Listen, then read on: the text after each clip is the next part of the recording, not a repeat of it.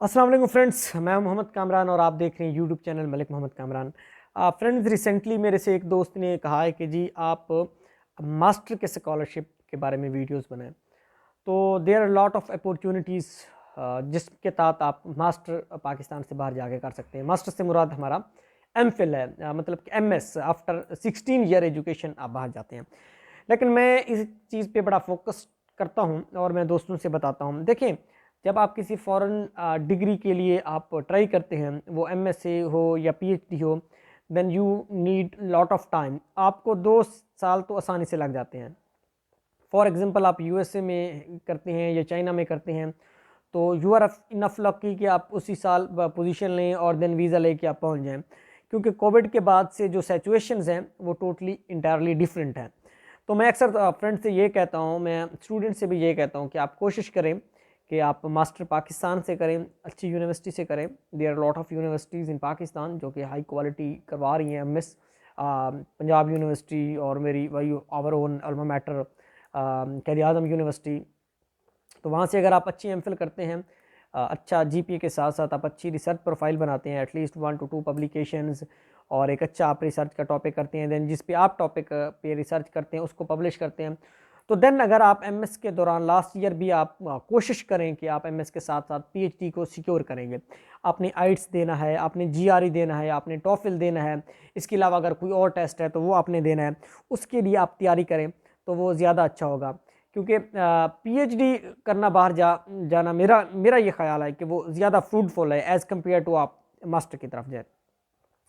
अब मेरे एक दोस्त ने कहा जी अगर मुझे फुल ब्राइट से ऑफ़र मिले तो मैं मास्टर करने US से चला जाऊं, तो मैंने उसको कहा कि नो। देखिए, फुल ब्राइट एक बहुत ही कम्पिटेटिव प्रोसेस है। आपको GRE देना पड़ता है, देन आपको एक लॉन्ग एप्लीकेशन लिखना पड़ती है, उसके बाद एक कम्पिटेटिव इंटरव्यू होता है, देन उसके बाद आपकी सिलेक्शन और उसके बाद आपको टॉफल देना पड़ता है। दिस इज टोटली 12 से 15 मंथ का प्रोसीजर है। ठीक है, अप्रैल फेब में आती है ये पोजीशंस, एक साल फेब में आई, आप अगर सेलेक्ट हो गए तो नेक्स्ट ईयर आप अगस्त में जाएंगे। आप अंदाजा लें 15 + 4 16 मंथ का ये प्रोसीजर है।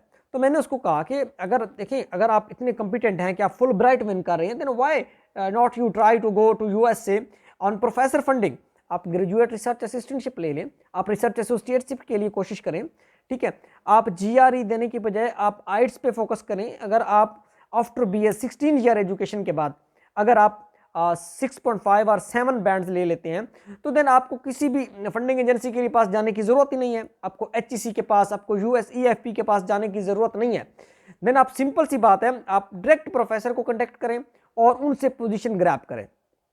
MS के लिए प्रोफेसर के बाद रिसर्च असिस्टेंटशिप होती है, टीचिंग असिस्टेंटशिप होती है, ग्रेजुएट असिस्टेंटशिप होती है। इसके अलावा अगर उनका कोई प्रोजेक्ट है उसमें भी आप एडजस्ट हो सकते हैं, जिसमें आप प्रोफेसर की क्लासेस में भी हेल्प आउट कर सकते हैं, उसकी रिसर्च में भी हेल्प आउट कर सकते हैं।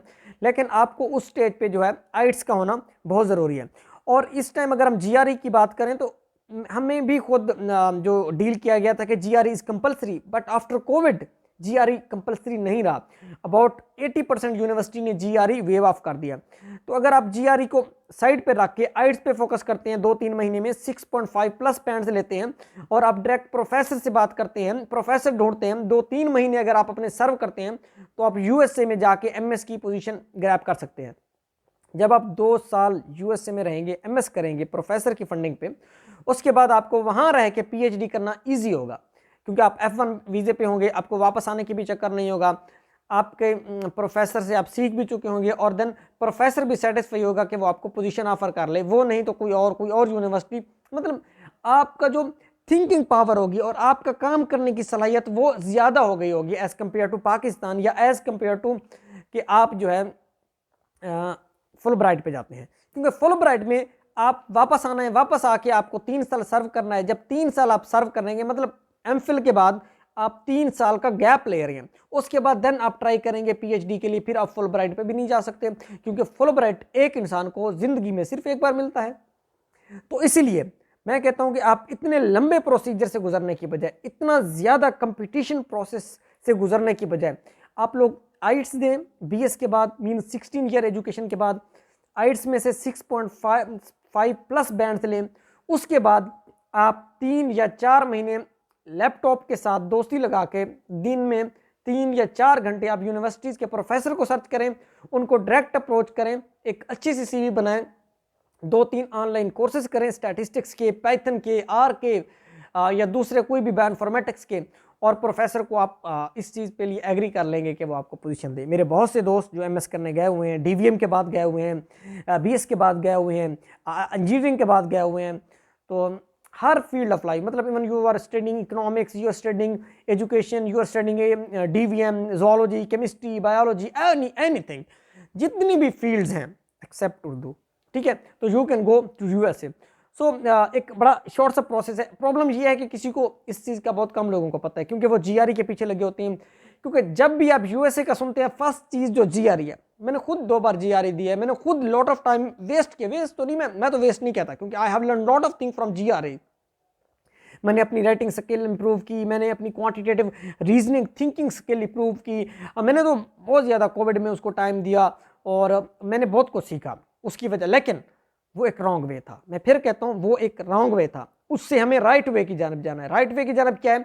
हमने आइट्स देना है, आइट्स में 6.5 बैंड्स फॉर मास्टर स्टूडेंट, और अगर PhD के लिए जाना चाह रहे हैं तो 7 बैंड्स आपने लेने हैं। उसके बाद आपसे 2-3 महीने बैठ के प्रोफेसर सर्च करने हैं और उनसे ईमेल्स करनी है, उनसे कहना है कि जी हमें पोजीशन दो, हमारे पास ये हमारे पास हमारे क्रेडेंशियल्स हैं, आइट्स हैं हमारे पास, ये मेरी CV है, इतने मेरे वो हैं।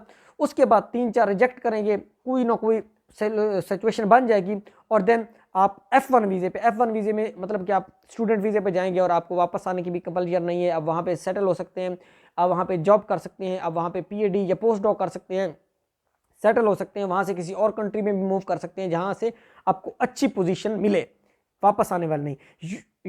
HEC, और आप जब बात करते हैं फुल ब्राइट की, देन आपको वापस आना है, अपनी कंट्री को सर्व करना है। यू आर बॉन्ड, क्योंकि आप 1 करोड़ का बॉन्ड साइन करके जाएंगे, गवाह दे के जाएंगे, एक बंदा आपकी जिम्मेदारी देगा।